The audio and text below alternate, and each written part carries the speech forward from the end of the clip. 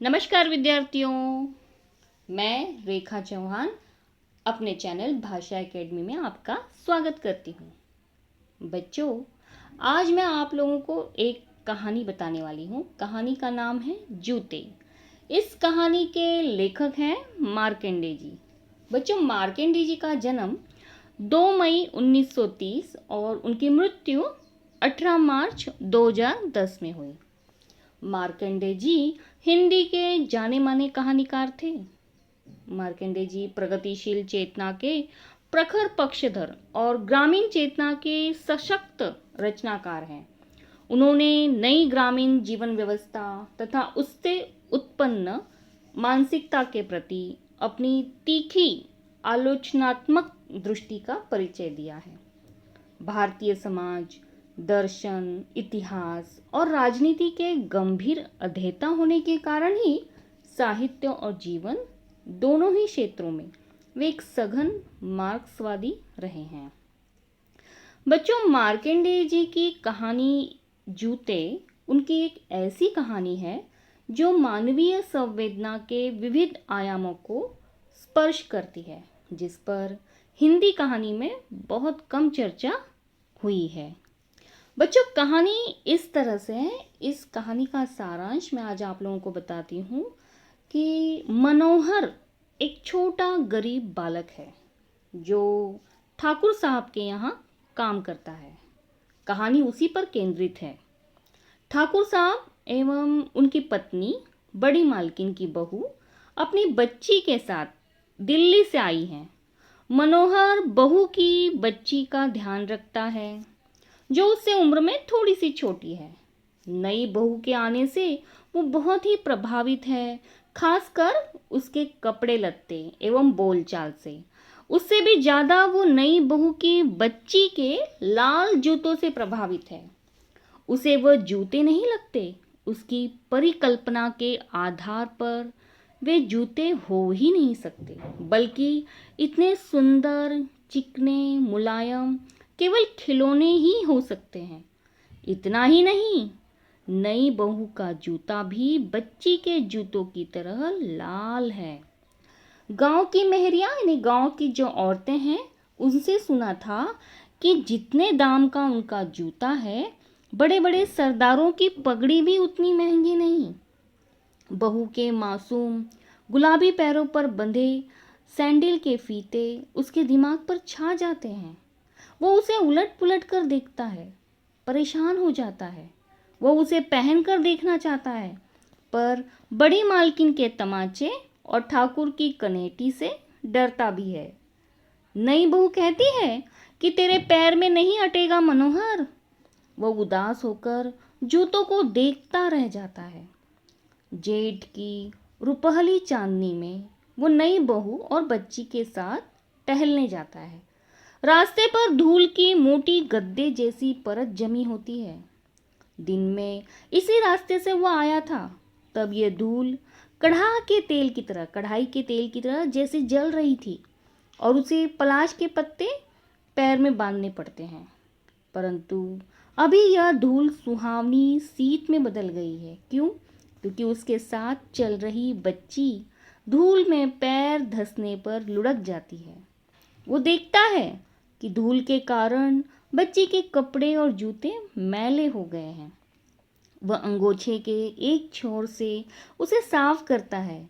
वो यह भी ध्यान नहीं देता कि उसके अपने कपड़े भी धूल में सने जा रहे हैं। फिर भी वह बार बार जूतों को सहलाता है जैसे उसे चोट लगी हो।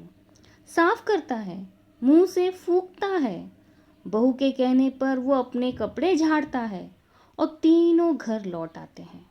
थकान के कारण बच्ची अपनी आंखें झपकाती है, यानी सो जाती है। नई बहू मनोहर को खाना खाकर बच्ची के जूते उतारकर उसी के पास नीचे सो जाने को कहकर चली जाती है। मनोहर बाकी सब भूलकर जूते की ही कल्पना से प्रसन्न हो जाता है। वह नज़ाकत से जूते खोलने का प्रयास करता है, पर नहीं खोल पाता और जूतों के सपने देखते हुए सो जाता है। भोजन करना भी भूल जाता है। सुबह बहू उसे देखकर मुग्ध रह जाती है कि बच्ची एवं जूतों के फेर में वह खाना भी नहीं खाता है। बहू उसे उठाकर खाना खाने के लिए कहती है। खाना खाकर आता है, तब बहू से पता चलता है कि वह कल ही दिल्ली जा रही हैं। वह सोच में पड़ जाता है। दाई से बच्ची के कपड़े बदलवा कर वो सोचता है कि आज जूते पहनाकर ही रहेगा। अपना कुर्ता जमीन पर बिछाकर उस पर जूतों को रखकर बड़े चतुर व्यक्ति की भांति जूते पहनाने लगता है, पर पहना नहीं पाता है। कुर्ते को जमीन पर बिछा देख नई बहू उस पर बिगड़ती है, उसे खाना खिलाती है। रोटियां निगलते हुए सोचता जाता है कि बहू जी कल सुबह चली जाएंगी, और बच्ची भी और उसका जूता भी।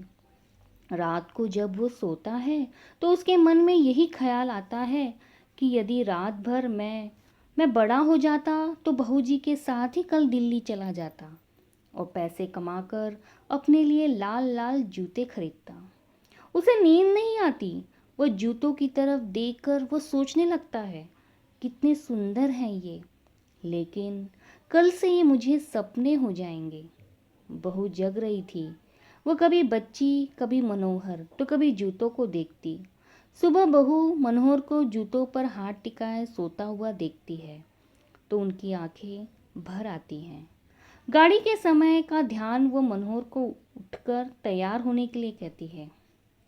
नई बहू उसे टिफिन कैरियर में पूरियां रखने के लिए भेज देती है। इस बार भी वह जूते पहनाते हुए बच्ची को नहीं देख पाता है। रास्ते में जाते समय बड़े बड़े प्लाश के पत्तों को देखता जाता है, क्योंकि आते समय जलती गर्द होगी, यानी धूल मिट्टी होगी, उसका पैर फिर जलेगा। लेकिन लौटते समय ऐसा कुछ नहीं होता है, क्योंकि उसके बगल में एक कागज़ के डिब्बे में लाल लाल जूते जो बहू ने दिए थे। इस प्रकार जूतों के मोह में रास्ते की सारी तपन को वह भूल जाता है। बच्चों, इस प्रकार लेखक ने मनोहर के माध्यम से मार्कंडेय जी ने कहानी में अभावग्रस्त जीवन व्यतीत कर रहे बच्चों, उनकी मनस्थितियों और उनके मनोभाव का मार्मिक चित्रण किया है। तो बच्चों बताइए, आप लोगों को कहानी ये कैसी लगी? जानती हूँ अच्छी ही लगी होगी, तो कमेंट करके ज़रूर बताइएगा। और आप लोग अगर मेरे नए व्यूवर्स हैं तो सब्सक्राइब और शेयर कमेंट करना बिल्कुल ना भूलें। और तो फिर मिलते हैं अपनी अगली वीडियो में, तब तक के लिए धन्यवाद। Go and subscribe to my channel. Also press the bell icon.